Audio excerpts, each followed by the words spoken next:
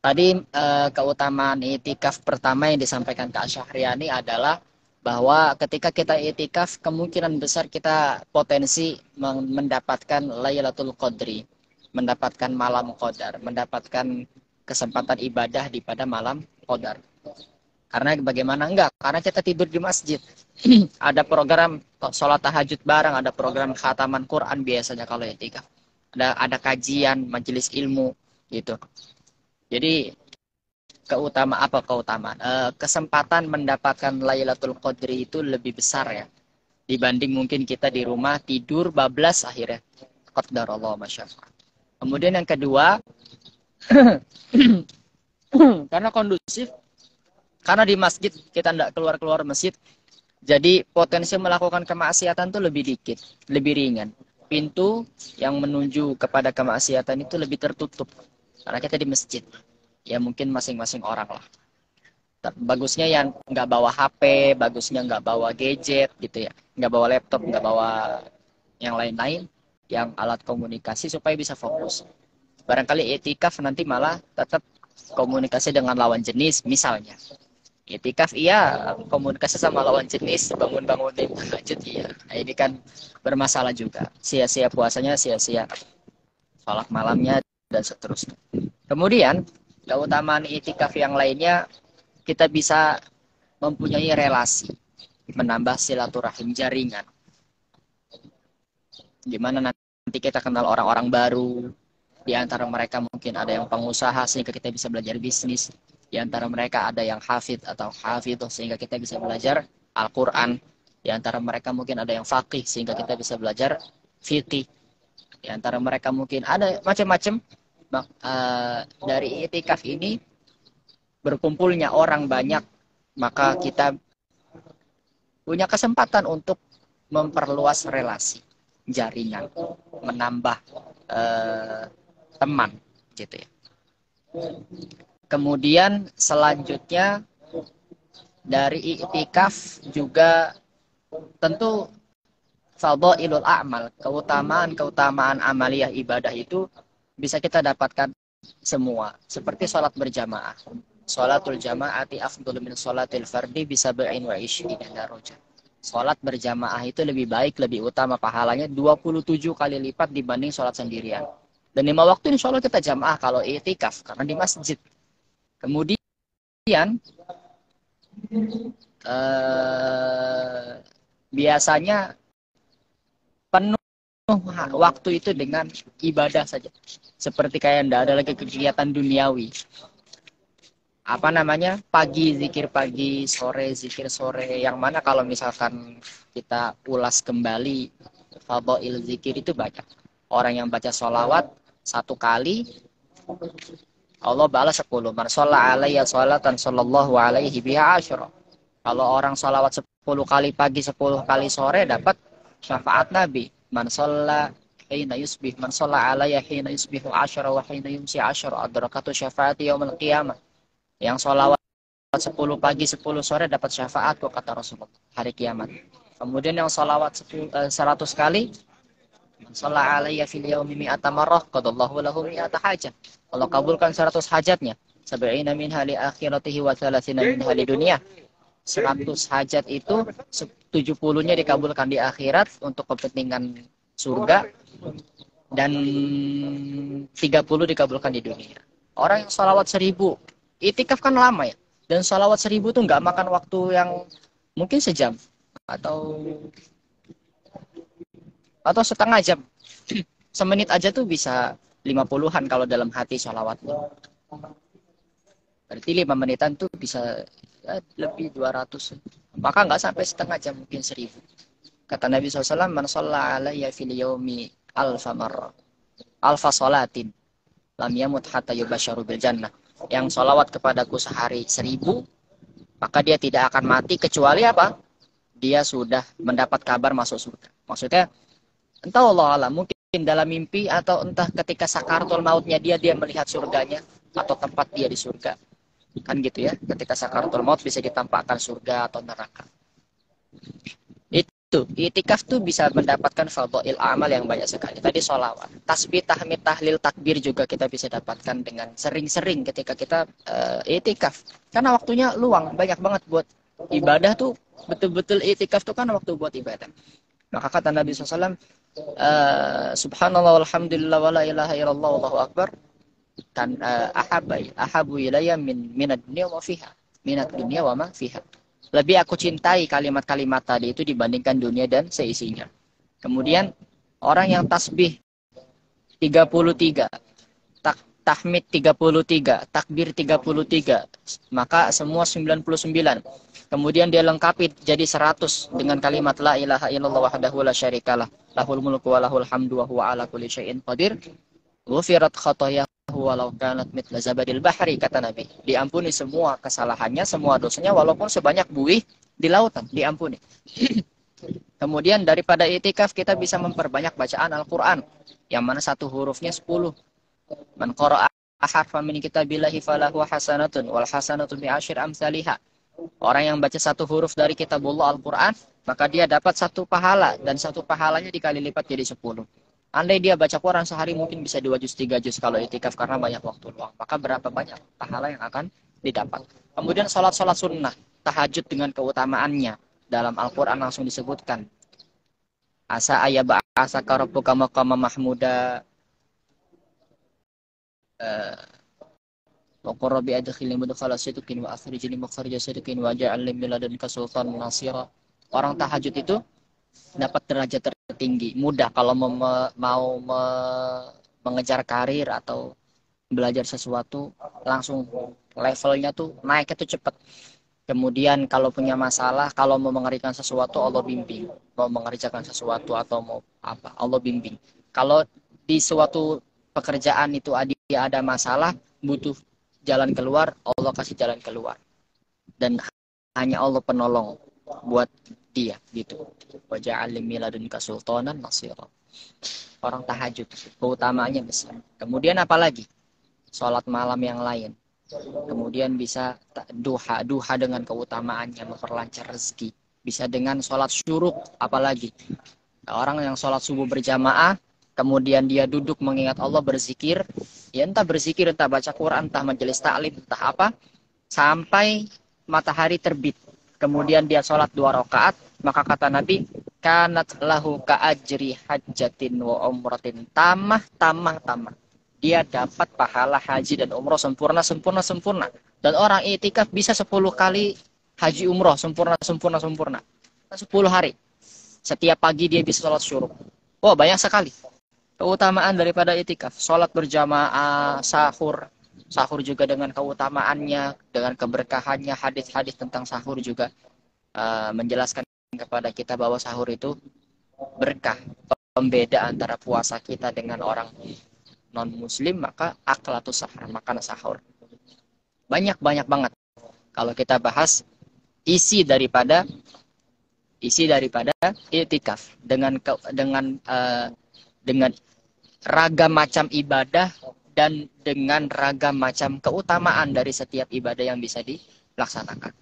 Apalagi majelis taklim juga ada. Biasanya program itikaf ada kajian duha, kajian sore, kajian witir. Yang mana kalau di dalam kajian itu ada beberapa malaikat yang tugasnya tuh keliling di muka bumi mencari halaqah zikr, mencari kumpulan-kumpulan yang di situ mengingat Allah, berzikir atau menuntut ilmu.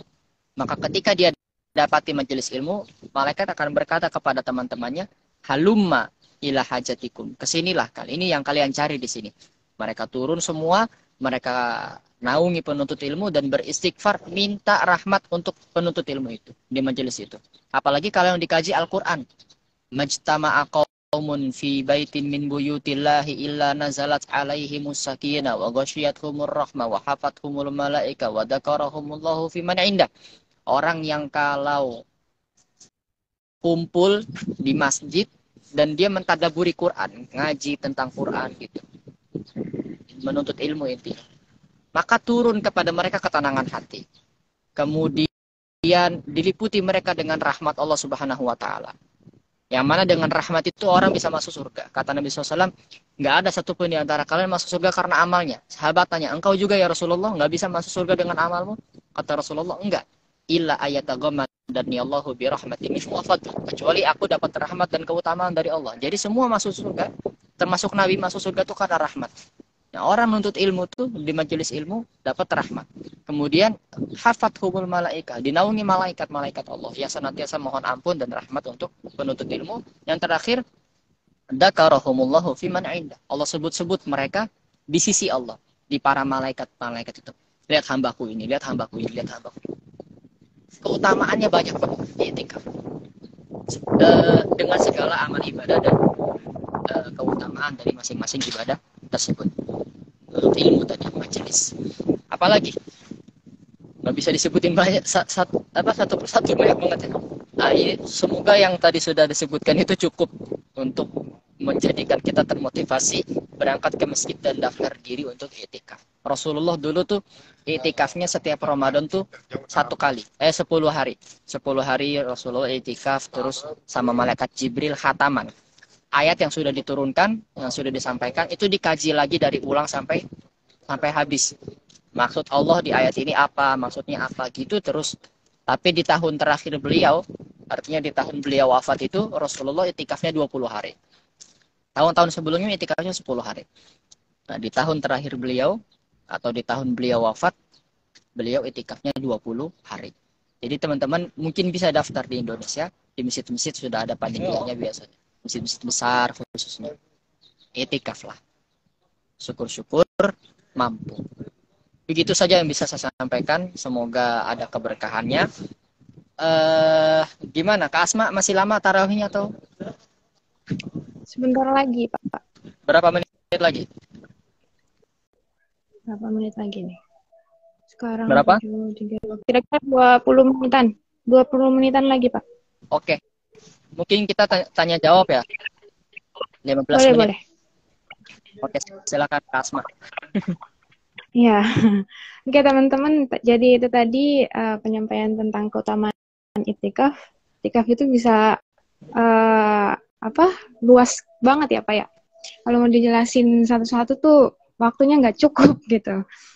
Nanti insya Allah kalau udah aktif Google Meet kita aktif lagi di Google Meet, mungkin nanti bisa kita bikin tema topik tentang itu biar dibahas secara detail. Oke teman-teman, buat yang ingin bertanya, boleh kita ambil 3 pertanyaan aja ya Pak di kolom komentar. Kalau ada yang mau bertanya silahkan di typing.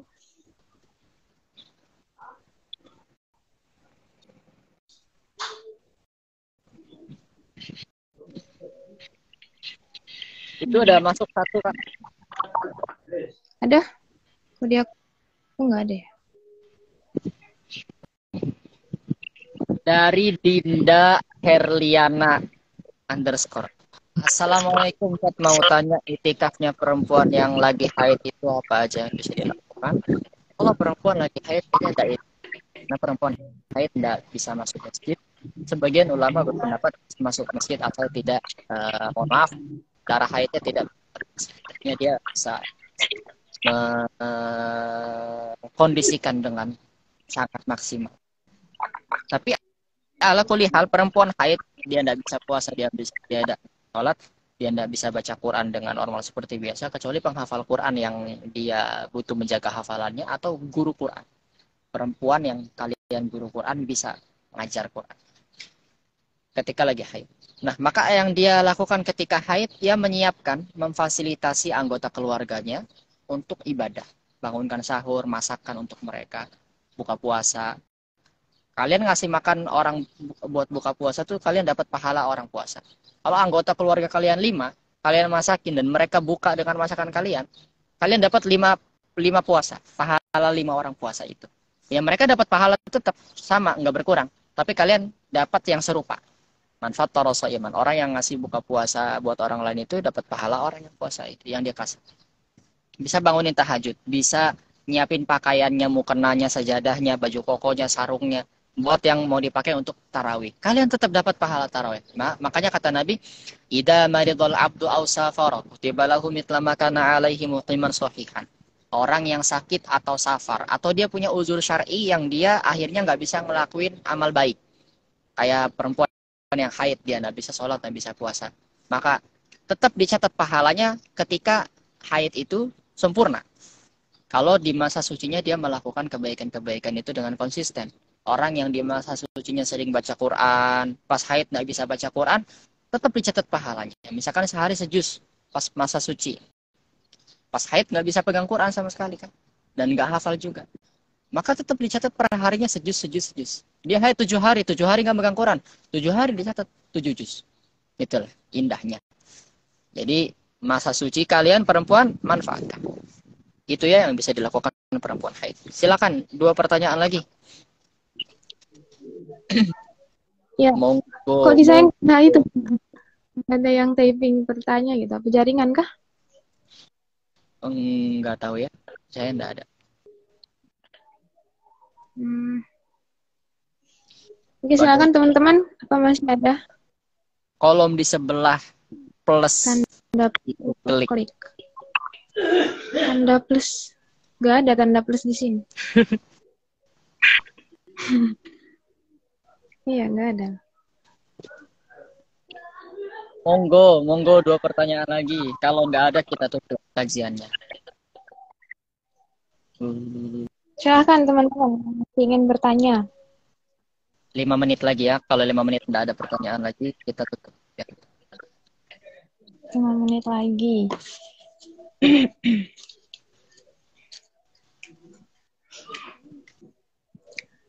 Ahlan wa sahlan yang bergabung, selamat menyiapkan cakwe dengan es campurnya dengan kelapanya. Di sana masih lama ya, Pak ya?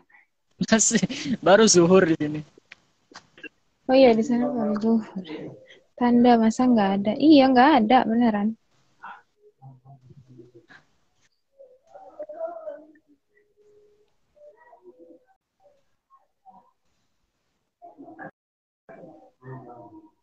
Ada 3 menit lagi. Kalau nggak ada pertanyaan, silakan. Jangan malu-malu teman-teman kalau mau bertanya. Nanti tuh biasanya tuh muncul nanti di DM. Nanti udah selesai baru di DM, pengen nanya ini itu. Kalau enggak, mereka nungguin Q&A yang di posting di story gitu ya. Kasma ini ada lagi dari Dinda Herliana lagi. Kalau nggak ikut sholat id, itu boleh gak? Boleh. Sholat itu sunnah. Kalian nggak ikut juga. Tapi dianjurkan buat perempuan itu keluar ke lapangan, meriah sepanjang jalan itu bertakbir. Berallah, la ilaha illallah, Allahu akbar, Allahu akbar, lillahil hamd. Hatta atau sampai perempuan yang haid pun kata Nabi silakan ke lapangan untuk mendengarkan khutbah, mendengarkan ceramahnya, khutbah itu. Ya enggak ikut sholat lah kalau perempuan haid. Bismillah Rosmawati underscore 9. Bagaimana pandangan Ustadz tentang wanita haid masuk Islam? Nggak ada pandangan saya, semua sudah dibahas sama para ulama. Sebagian mereka mengharamkan karena perempuan haid tidak suci, tidak boleh. Sebentar, ini gerimis saya ambil pindah. Perempuan haid tidak boleh masuk masjid, sama kayak orang yang junub tidak boleh masuk masjid. Sebagian mereka berpendapat haid itu kan yang, mohon maaf, yang najis itu kan darahnya. Perempuannya kan tidak najis. Maka nggak apa-apa masuk asal darahnya tidak mengotori masjid. Artinya mohon maaf, dia bisa mengkondisikan darahnya supaya tidak mengotori masjid. Tapi saya lebih condong ke perempuan yang nggak masuk masjid. Adapun ketika mau ikut ke masjid, maka dia di beranda, di serambinya, di samping-sampingnya atau di teras yang di luar itu. Masuk dulu kami di pesantren Darun Najah 2 Cipining waktu masih mondok sama Pak Kiai Jamhari Abdul Jalal LC. Kalau ada kajian itu hari Jumat pagi, itu perempuan-perempuan atau santriwati-santriwati yang lagi halangan, mereka ikut hadir ke masjid tapi di di terasnya yang sebelah kanan. Adapun dalam masjidnya, perempuan atau santriwati-santriwati yang tidak ada halangan. Itu saja. Baik, ini yang bisa kami sampaikan.